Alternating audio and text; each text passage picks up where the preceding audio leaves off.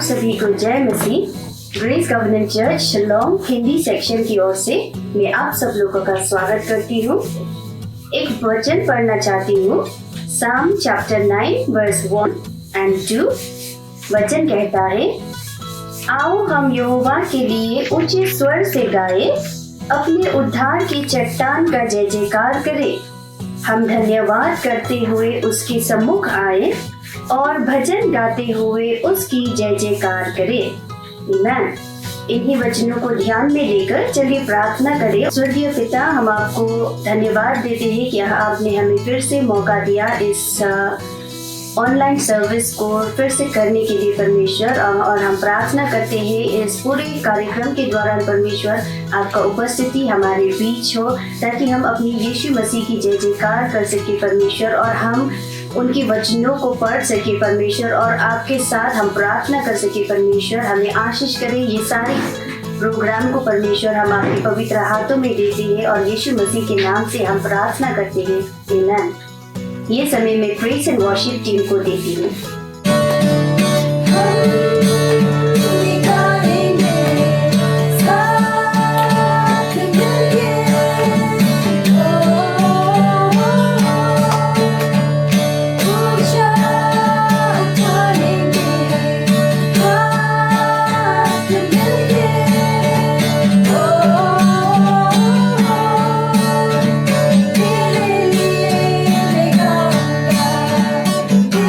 Lily,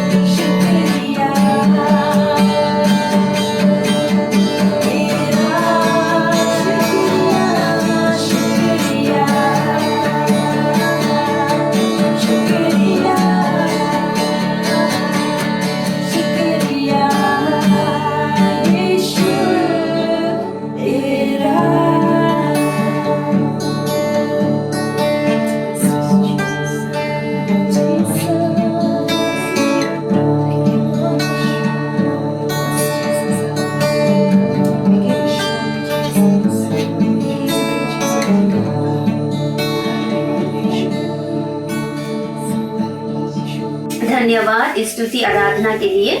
एक छोटी सी प्रार्थना, फिर उसके बाद हम आज के विषय पर जाएंगे। हे पिता, तुझे फिर से हम धन्यवाद देते हैं, आपने हमें ये मौका दिया ताकि हम आपके वचनों को पढ़ सके। परमेश्वर, हम प्रार्थना करते हैं आपके वचन हमारे लिए परमेश्वर एक बल, एक सामर्थ्य हो। परमेश्वर, आप हमें सिखाइए आपके वचनों से, ताकि आपके वचन से परमेश्वर हम अपनी जीवन को जी सके परमेश्वर, और इस संसार में परमेश्वर आपकी ज्योति और आपका प्रकाश बन सके। यीशु मसीह के नाम से हम प्रार्थना करते हैं, आमीन। तो आज का विषय है बीमारी या सिकनेस, जो हम इंग्लिश में कहते हैं सिकनेस। सबसे पहला एक हम सवाल करेंगे और हम परमेश्वर के वचन से ही उसका जवाब भी हमें मिल जाएगा। तो पहला सवाल है, जब परमेश्वर ने मनुष्य को बनाया तो वो कैसा था? और उसका जवाब हमें मिलता है जेनेसिस चैप्टर 1 वर्स 31 से। परमेश्वर का वचन कहता है, परमेश्वर ने जो कुछ बनाया वो सब देखा और वो बहुत अच्छा था। हालेलुया। इसका मतलब ये है कि जब परमेश्वर ने इंसान को बनाया, इंसान कैसा था? इंसान बहुत ही अच्छा था, आमीन। उसमें कोई बीमारी नहीं थी, उसमें कोई खोट नहीं था, उसमें कोई दोष नहीं था। सारी चीजें जो परमेश्वर ने बनाई, और इंसान को भी तो परमेश्वर ने बनाया, इसलिए वचन के अनुसार इंसान की शरीर में कोई भी बीमारी नहीं थी और वो सब कुछ बहुत ही अच्छा था। हालेलुया। अब दूसरा सवाल, फिर ये मनुष्य के शरीर में रोग कहाँ से आया, यानी बीमारी, दुर्बलता कहाँ से आई? तो उसका जवाब हमें मिलेगा, हम देखेंगे जेनेसिस चैप्टर 2 वर्स 15 से लेकर 17 तक। वर्स 15 कहता है, यहोवा ने मनुष्य को ईदेन की बाग में रखा। मनुष्य का काम पेड़ पौधे लगाना और बाग की देखभाल करना था। जब परमेश्वर ने इंसान को बनाया तो परमेश्वर ने उस इंसान को ईदेन की बगीचे पर रखा। हालेलुया। और परमेश्वर ने उस इंसान से, उस मनुष्य से कहा कि देखो, ये तुम्हारा काम है कि तुम पेड़ पौधे लगाओ और इस बाग की देखभाल करो। ठीक है ना। अब दूसरे वर्ष पर चलते हैं, वर्ष 16। यहोवा परमेश्वर ने मनुष्य को आज्ञा दी, तुम बागीचे की किसी भी पेड़ से फल खा सकते हो। तो यहाँ पे हम क्या देखते हैं कि परमेश्वर ने एक आज्ञा दी कि तुम किसी भी जो गार्डन है, जो बागीचा है, उसमें से तुम किसी भी पेड़ से कोई भी फल अगर तुम्हें खाना मन हो, इच्छा हो, तो तुम खा सकते हो। और 17 वर्स 17, लेकिन तुम अच्छे और बुरे की जानकारी देने वाले पेड़ का फल नहीं खा सकते। हालेलुया। तो यहाँ पर आप क्या देखते हैं कि परमेश्वर ने एक कमांड दिया, एक आज्ञा दी इंसान को और कहा कि देख, तू सारी बागीचे की सारी वृक्ष है, तुम उससे फल खा सकते हो, लेकिन सिर्फ एक जो वृक्ष है जिसे कहते हैं कि अच्छे और बुरी की जानकारी, उससे तुम फल तोड़कर तुम नहीं खा सकते। दूसरे भाषा में इसे समझने के लिए इसका मतलब ये है कि परमेश्वर ने कहा कि मैं तुम्हें आज्ञा नहीं देता कि तुम इस पेड़ से फल खाओ, क्योंकि वचन कहता है, और परमेश्वर ने कहा, यदि तुमने उस पेड़ का फल खा लिया तो तुम मर जाओगे। हालेलुया। परमेश्वर ने कहा, अगर तुमने उस पेड़ का फल खाया तो इसका परिणाम, इसका रिजल्ट क्या होगा कि तुम मर जाओगे। आमीन, आमीन। चलिए अब दूसरा पद पढ़ते हैं, जेनेसिस चैप्टर 3 9 से लेकर 11 तक। वचन कहता है, परमेश्वर ने पुकार कर पुरुष से पूछा, तुम कहाँ हो? पुरुष ने कहा, मैंने बाग में तेरी आने की आवाज सुनी और मैं डर गया, मैं नंगा था इसलिए छिप गया। हालेलुया। और हम देखेंगे कि परमेश्वर का वचन कहता है, यहोवा परमेश्वर ने पुरुष से पूछा, तुम्हें किसने बताया कि तुम नंगे हो? तुम किस कारण से शर्मा गए? क्या तुमने उस वृक्ष फल खाया जिससे मैंने तुम्हें ना खाने की आज्ञा दी थी? तो यहाँ पर हम क्या देखते हैं कि परमेश्वर ने इंसान से सवाल किया और कहा कि क्या तुम्हें कैसे पता चला कि तुम नंगे हो? तुम शर्मा क्यों रहे हो? इसका मतलब ये है कि तुमने मेरी आज्ञा का पालन नहीं किया और जो जो फल मैंने तुमसे कहा था ना खाने के लिए तुमने उसे खा लिया। अब आगे, तब यहोवा परमेश्वर ने मनुष्य से कहा, मैंने आज्ञा दी थी कि तुम विशेष पेड़ का फल ना खाओ, किंतु तुमने अपनी पत्नी की बात सुनी और तुमने उस पेड़ का फल खाया, इसलिए मैं तुम्हारे कारण इस भूमि को श्राप देता हूँ। अपने जीवन के पूरे काल तक उस भोजन के लिए जो धरती देती है तुम्हें कठिन मेहनत करनी पड़ेगी। तुम अपने भोजन के लिए कठिन परिश्रम करोगे। तुम तब तक परिश्रम करोगे जब तक माथे पर पसीना ना आ जाए। तुम तब तक कठिन मेहनत करोगे जब तक तुम्हारी मृत्यु ना आ जाए। उस समय तुम दोबारा मिट्टी बन जाओगे। जब मैंने तुमको बनाया था तब तुम्हें मिट्टी से बनाया था, और जब तुम मरोगे तब तुम उसी मिट्टी में पूर्ण मिल जाओगे। हालेलुया।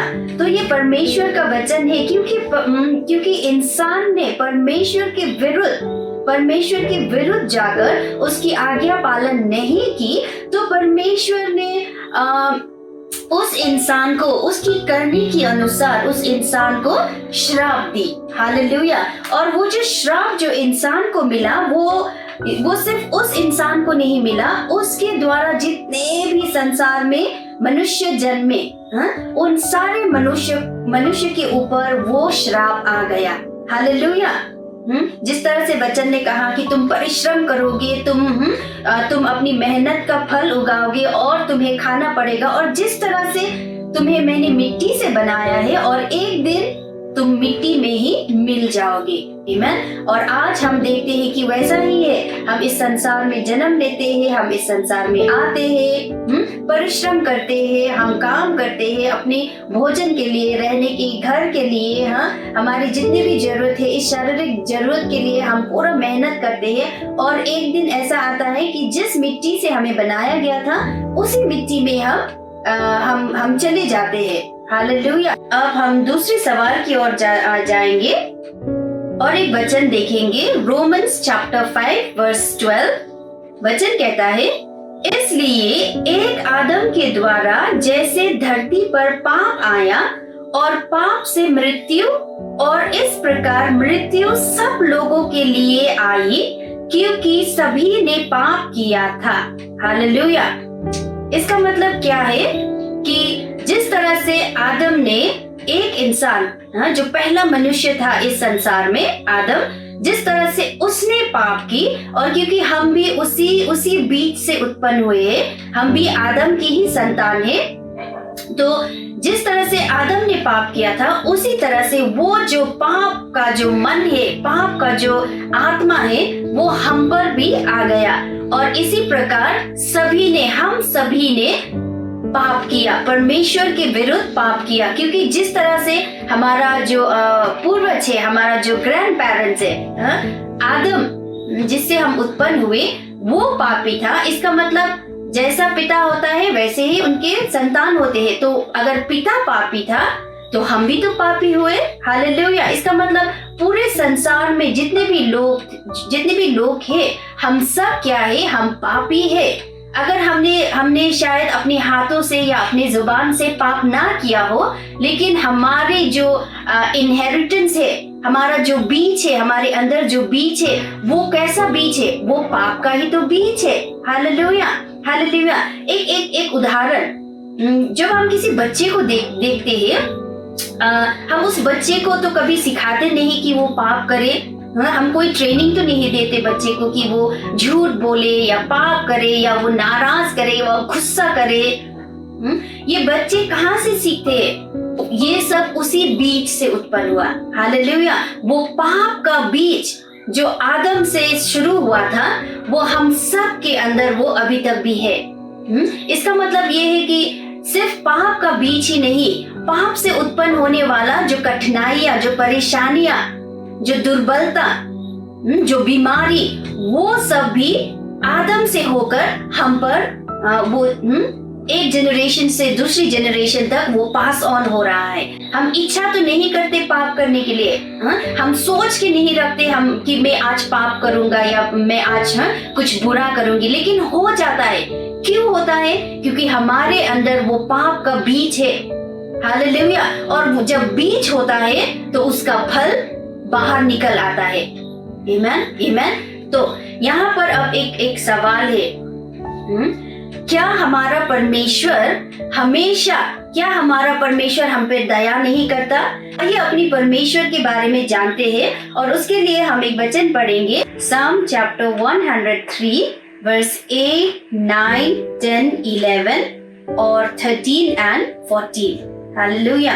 और यहाँ पे वचन कहता है, यहोवा करुणापूर्ण और दयालु है, परमेश्वर सहनशील और प्रेम से भरा है। यहोवा सदा ही आलोचना नहीं करता, यहोवा हम पर सदा की क्रोपित नहीं रखता। हमने परमेश्वर की विरुद्ध पाप किया, किंतु परमेश्वर हमें दंड नहीं देता जो हमें मिलना चाहिए। अपने भक्तों पर परमेश्वर का प्रेम वैसे महान है जैसे धरती पर है ऊंचा उड़ा आकाश। परमेश्वर हमारा सब कुछ जानता है। परमेश्वर जानता है कि हम मिट्टी से बने हैं। आमीन, आमीन। यहाँ में हम क्या देखते हैं अपने परमेश्वर के बारे में कि हमारा परमेश्वर कैसा है? हमारा परमेश्वर बहुत ही करुणापूर्ण है, वो बहुत ही दयालु परमेश्वर है। वो सिर्फ दयालु ही नहीं, he is not only merciful, he is वो क्या कहते हैं, परमेश्वर बहुत ही सहनशील है, he is very patient with us।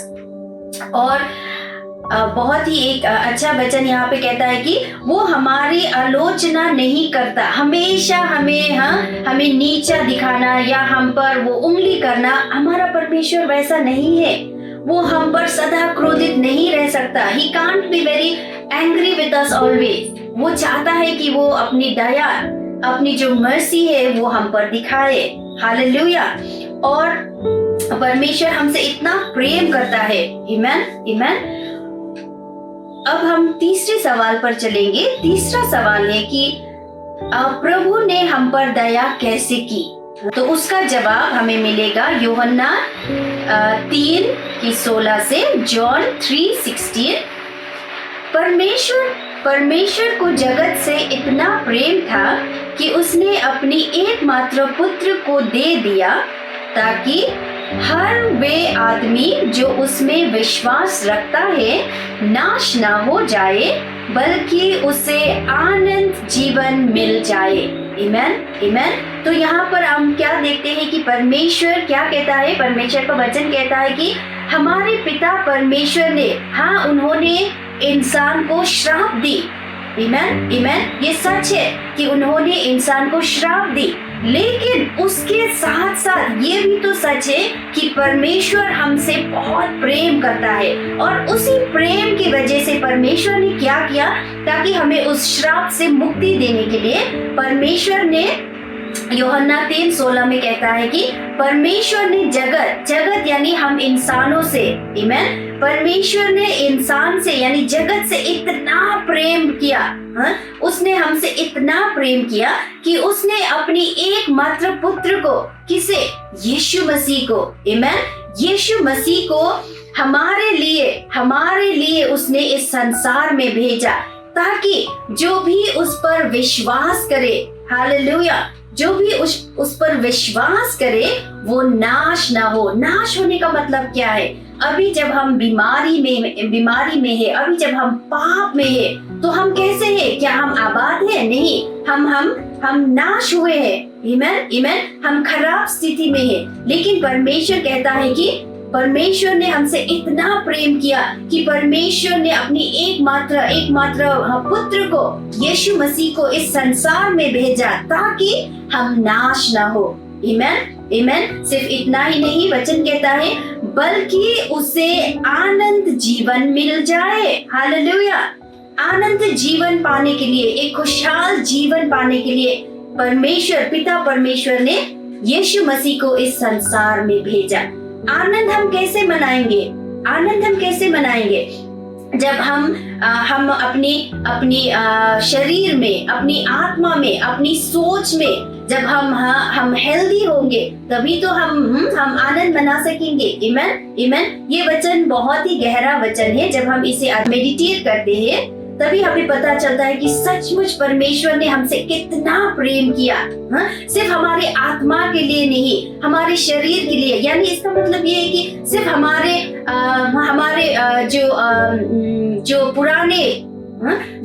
जो पुराने चीजों के लिए नहीं, जो बीत चुका है सिर्फ उसके लिए नहीं। या तो अगर हम इंग्लिश में कहेंगे कि not only for the past, जो आदम से शुरू हुआ था सिर्फ उसके लिए नहीं।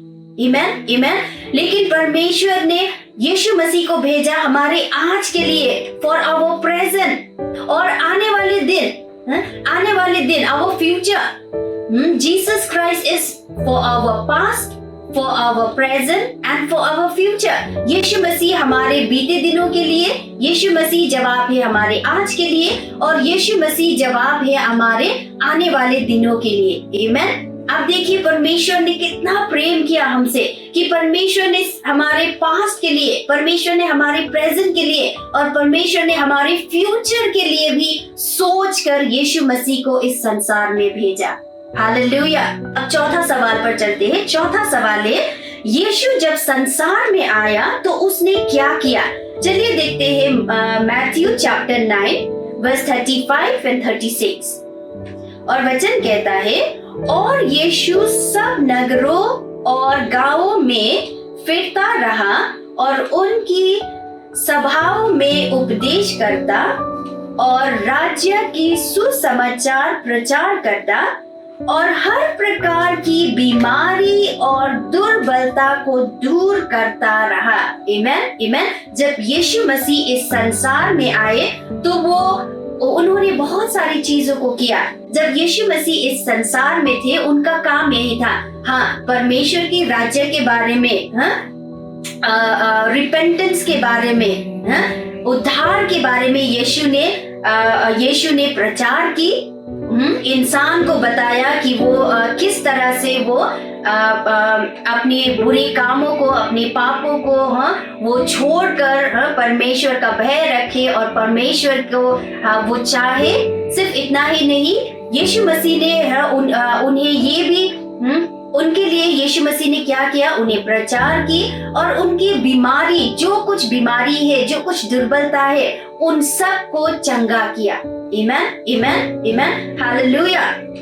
और वचन कहता है, जब उसने भीड़ को देखा तो उसको लोगों पर तरस आया। जब यीशु मसीह ने भीड़ को देखा, यानी जब वो प्रचार करते थे तो बहुत सारे लोग क्या करते थे? उनके सामने आते थे। तो यीशु मसीह जब उन्हें देखते थे तो उनको बहुत ही तरस आता था। आमेन। देखिए हमारा परमेश्वर कैसा है। वो ऐसा परमेश्वर नहीं है जो हम पर तरस ना खाता हो, जो हम पर दया ना रखता हो। जब यीशु मसीह इस संसार में आए और जब उन्होंने देखा इंसानों को दुर्बलता में, बीमारी में, पापों में मरते हुए, आत्मिक जीवन में मरते हुए, यीशु ने हम पर तरस खाया। आमेन, आमेन। और वचन कहता है, क्योंकि वे उन भेड़ की नाई जिसका कोई रखवाला ना हो, व्याकुल और भटके हुए से थे। और एक वचन देखेंगे, आइज़ाया चैप्टर 53 वर्स 4 एंड 5। वचन कहता है, निश्चय उसने हमारी रोगों को सह लिया और हमारी दुखों को उठा लिया। आमेन।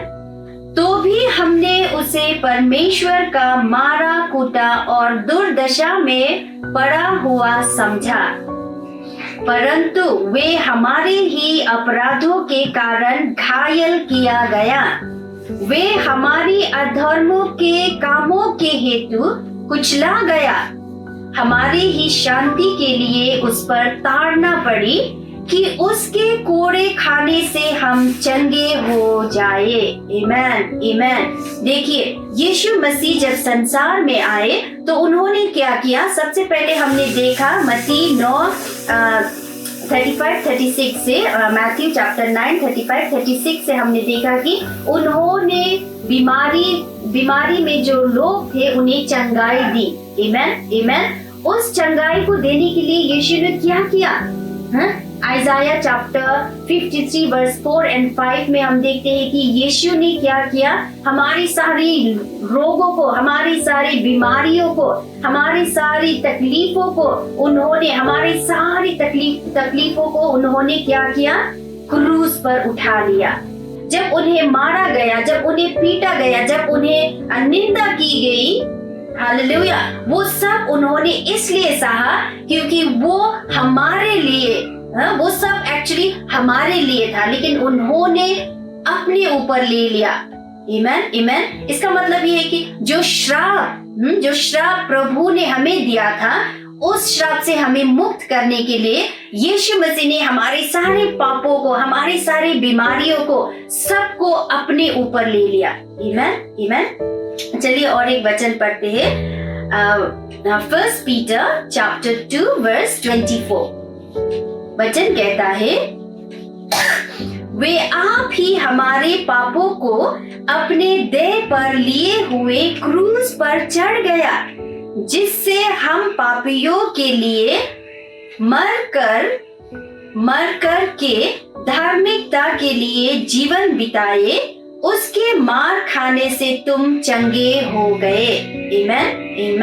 वचन कहता है कि उन्होंने हमारे पापों के कारण, आमीन, हालेलुया, हमारे पापों को अपने देह पर, अपने शरीर पर उठा लिया और उठाकर खुद को क्रूस पर चढ़ा दिया। हालेलुया। और वचन कहता है कि जिससे हम पापियों के लिए, जो हम पापी है, हमारे लिए, हमारे जितने भी जो कर्सेस है, जो श्राप है, जो हमें भोगना चाहिए था, यीशु ने क्या किया? यीशु ने अपने ऊपर ले लिया। और एक वचन देखेंगे, साम चैप्टर 147 वर्स 3। वचन कहता है, वे खेदित मन वालों को चंगा करता है। यीशु के बारे में कहता है, वे खेदित मन वालों को चंगा करता है और उनकी शोक पर मरहम पट्टी बांधता है। आमीन। ये है यीशु मसीह का काम। वो संसार में आए हमारी पापों को, हमारी दुर्बलताओं को, हमारी बीमारियों से हमें मुक्ति देने के लिए, छुटकारा देने के लिए यीशु मसीह इस संसार में आए। उनका मन में एक ही था कि किस तरह से मैं जितने भी संसार के लोग हैं जो पाप से जो पाप की जिंदगी को वो जी रहे हैं और उस कर्स में, उस श्राप में जो जी रहे हैं, यीशु मसीह चाहते हैं कि किस तरह से और हमारा पिता परमेश्वर चाहता है कि किस तरह से हम उस पाप से मुक्ति पाए, और उसी मुक्ति के लिए यीशु मसीह को हम इस संसार में भेजा। आमीन, हालेलुया, हालेलुया। और पांचवा सवाल ये है, यीशु हमसे क्या कहता है? चलिए वचन से देखते हैं, मैथ्यू चैप्टर 11 वर्स 28। हे सब परिश्रम करने वालों और बोझ से दबे लोगों, वचन कहता है, मेरे पास आओ, मैं तुम्हें विश्राम दूंगा। आमीन। ये है यीशु मसीह का आज के लिए एक आवाज आपके लिए और मेरे लिए। यीशु मसीह आज हमसे कह रहा है कि जो बोझ से दबे हुए हो, जो परिश्रम से दबे हुए हो, जो बोझ से दबे हुए हो, जो बीमारी से दबे हुए हो, परमेश्वर आपसे कह रहा है, परमेश्वर यीशु मसीह हमसे कह रहा है, मेरे पास आओ। हालेलुया, मेरे पास आओ, मैं तुम्हें विश्राम दूंगा। आमीन, आमीन। और एक वचन देखेंगे, रेवलेशन चैप्टर 3 वर्स 20। वचन कहता है, देख मैं द्वार पर खड़ा हुआ खटखटा रहा हूँ। आज के दिन मेरे प्रियो परमेश्वर आप और हमसे कह रहा है, देख मैं द्वार पर खड़ा हुआ खटखटा रहा हूँ। यदि कोई मेरे शब्द सुनकर द्वार खोलेगा तो मैं उसके पास भीतर आकर उसके साथ भोजन करूंगा और वे मेरे साथ। आमीन, आमीन। वचन से हमें ये जानने को मिला कि परमेश्वर आज भी हमारे जीवन के द्वार पर खड़ा है।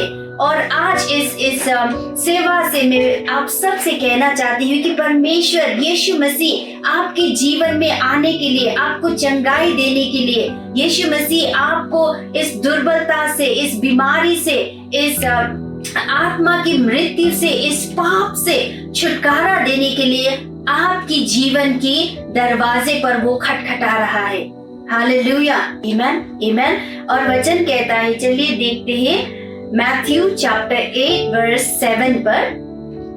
वचन इस तरह से कहता है, उसने उससे कहा, यानी आज परमेश्वर इस वचन, इस ऑनलाइन सेवा के द्वारा परमेश्वर आज आपको, जो हमें सुन रहा है, जो हमें देख रहा है, मैं आपसे कहना चाहती हूँ, परमेश्वर आज आपके जीवन के द्वार पर खड़ा है और परमेश्वर आपसे कह रहा है। वचन कहता है, उसने उससे कहा, मैं आकर उसे चंगा करूंगा। आमीन, आमीन। और दूसरा वचन देखेंगे,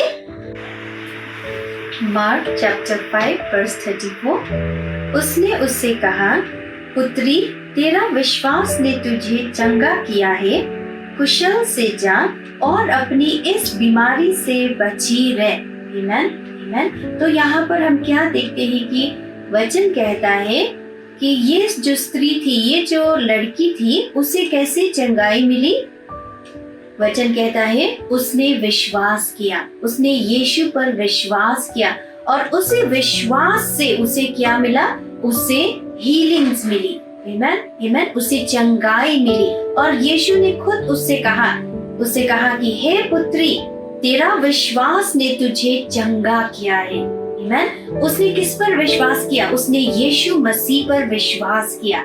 हालेलुया। जब आप और हम यीशु मसीह पर विश्वास करते हैं, उसकी हीलिंग्स पर, उस पर विश्वास करते हैं कि हाँ वो सचमुच परमेश्वर का पुत्र है, हाँ वो सचमुच ईश्वर है, वो इस संसार में आया ताकि हमारी रोगों को, हमारे पापों को हमसे दूर करने के लिए, उसे मिटा देने के लिए। जब हम उसकी लहू पर विश्वास करते हैं, जब हम उसके वचनों पर विश्वास करते हैं, तभी हमें चंगाई मिलती है। आमीन, आमीन। सिर्फ चंगाई नहीं, हमें अपने पापों से भी मुक्ति मिलती है। हालेलुया। और एक वचन देखेंगे, जेम्स चैप्टर 5 वर्स 15।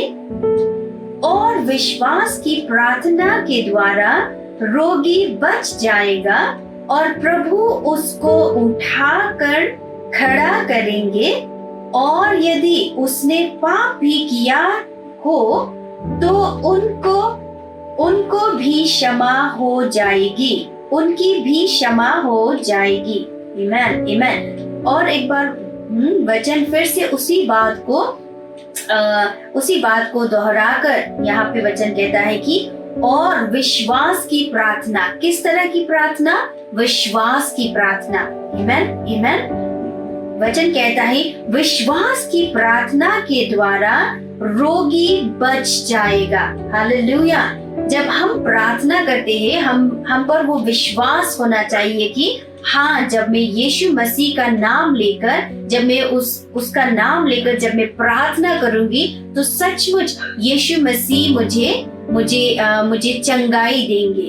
आमीन, आमीन। क्योंकि वचन कहता है विश्वास की प्रार्थना के द्वारा रोगी बच जाएगा। आमीन, आमीन। और सिर्फ इतना ही नहीं, यदि उसने पाप भी किया हो, यदि उसने पाप भी किया हो, हम जानते हैं कि हम पापी है। आमीन, आमीन। और अगर उसने पाप भी किया हो तो उनकी भी क्षमा हो जाएंगी। जब हम विश्वास करते हैं यीशु मसीह पर कि हाँ यीशु, आप हमारे लिए इस संसार में आए। आप सिर्फ हमारे शरीर के लिए नहीं, आप हमारी आत्मा के लिए इस संसार में आए, ताकि हमारी आत्मा को जो आज्ञा पालन ना करने की वजह से जो मर चुका था। आपको याद है जब हमने वो वचन पढ़ा था कि परमेश्वर ने आदम से क्या कहा था? उन्होंने कहा था कि अगर तुम इस फल को खाओगे तो तुम मर जाओगे, मृत्यु पाओगे।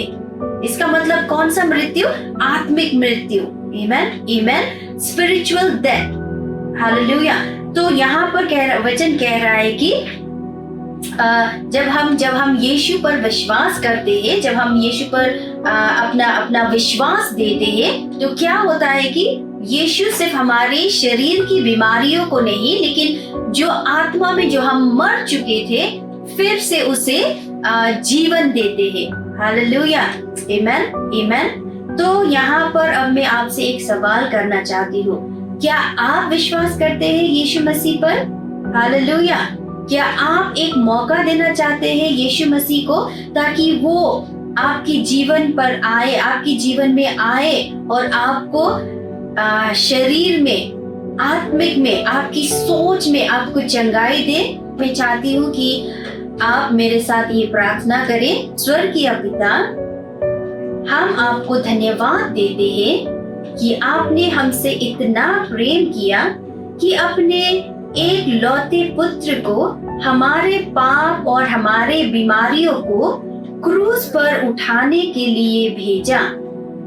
यीशु, मैं अपनी दिल का दरवाजा खोलता हूँ, कृपया अंदर आइए, मेरे पाप को, मेरी बीमारियों को अपनी कीमती लहू से धो ले। यीशु मसीह के नाम में पिता परमेश्वर हम प्रार्थना करते हैं। आमेन, आमेन। धन्यवाद आपका इस प्रार्थना के लिए।